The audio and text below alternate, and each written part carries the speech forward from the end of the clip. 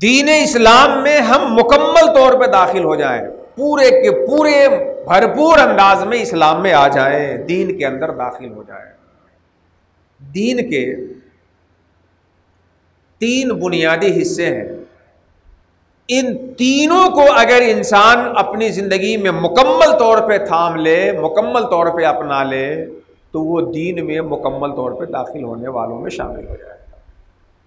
दीन का पहला हिस्सा ईमान है, इसका दूसरा हिस्सा, दूसरा रुकन इस्लाम व आमाल है, और इसका तीसरा हिस्सा, तीसरा रुकन अखलाक व आदाब।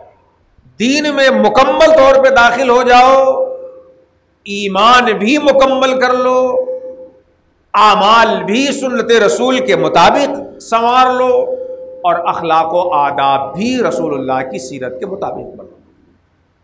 मगर अफसोस का मकाम यह है कि अल्लाह ने हम पे एहसान तो किया, अपने महबूब के मुकम्मल तरीन दीन को मानने वालों के घर में पैदा किया, मुसलमान बनाया, मगर हम इस दीन को मुकम्मल तौर पे पकड़ने के लिए तैयार नहीं है।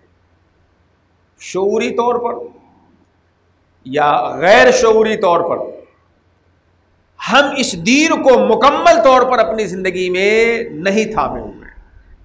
ये दीन मुकम्मल है, ज़रूरत इस बात की है कि हम इस दीन मुकम्मल को मुकम्मल तौर पे पकड़ लें,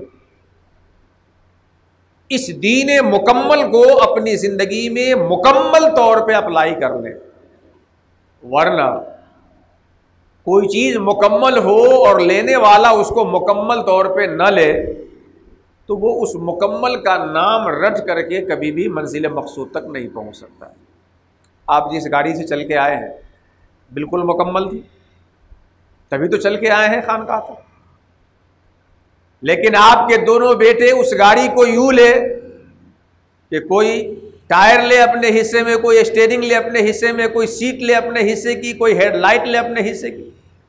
तो गाड़ी थी तो मुकम्मल, मगर उस गाड़ी को लेने वाले ने मुकम्मल नहीं लिया है।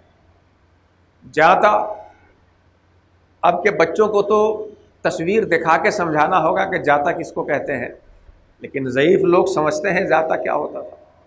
दो चक्की पे मुश्तमिल, बीच में गेहूँ दाल कुछ भी डाल करके उससे पीसते थे। है मुकम्मल, दोनों रुख उसका है, दोनों पार्ट उसके हैं, लेकिन दोनों भाइयों ने यूं बंटवारा किया कि एक पार्ट ये ले लिया, दूसरा पार्ट वो ले लिया। तो मुकम्मल जाते को लेने वाले ने मुकम्मल नहीं लिया है, तो अब वो जाता इनके काम का भी न रह गया और उनके काम से भी जाता रह गया।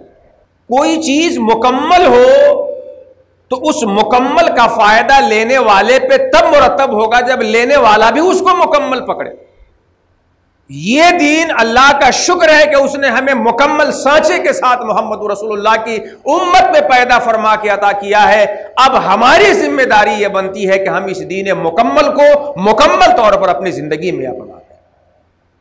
ईमान भी हमारा अहले सुन्नत व जमात के मुताबिक हो,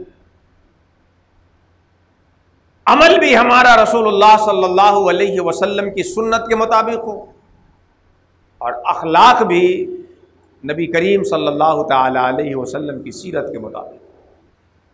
मुझसे पहले आपने मुफ्ती आफ्ताब रश्क मिसबाही साहब से तकरीर समाअत की इस आयत के मातहत, या अय्युहल्लज़ीना आमनू तक़ुल्लाह व कूनू मअस-सादिक़ीन, ईमान वालों तक़वा इख्तियार करो, सादिक़ीन की सोहबत इख्तियार करो।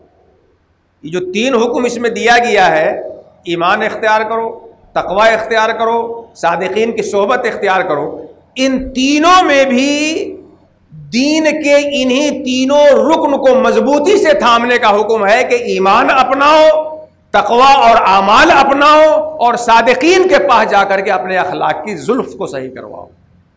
ये तीनों चीज़ें हमारे अंदर होनी चाहिए।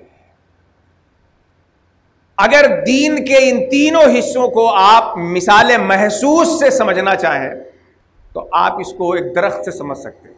ईमान बीज की तरह है, आमाल और इस्लाम पौधे की तरह है, और अखलाक व आदाब उसके फल की तरह।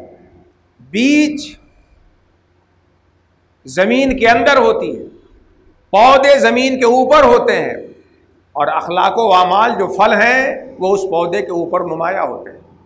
यकी मोहकम अमल पे हम मोहब्बत फातिह आलम, यकी मोहकम ईमान हुआ, अमल पे हम आमाल हुए, मोहब्बत फातिह आलम अखलाक व आदाब हुए।